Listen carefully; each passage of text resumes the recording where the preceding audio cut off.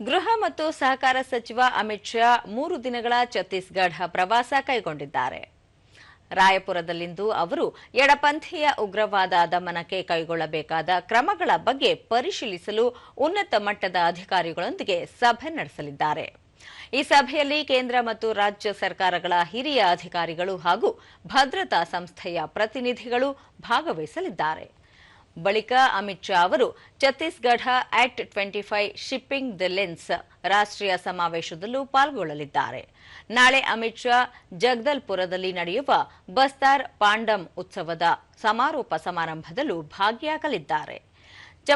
ತಮ್ಮ ಛತ್ತೀಸ್ಗಢ ಭೇಟಿಯ ಬಗ್ಗೆ ಸಾಮಾಜಿಕ ಜಾಲತಾಣ ಎಕ್ಸ್ನಲ್ಲಿ ಬರೆದುಕೊಂಡಿರುವ ಅಮಿತ್ ಶಾ 2026ರ ಮಾರ್ಚ್ 31ರೊಳಗೆ ಭಾರತವನ್ನು ನಕ್ಸಲ್ ಮುಕ್ತವನ್ನಾಗಿಸಲು ಸಂಕಲ್ಪಿಸಲಾಗಿದೆ.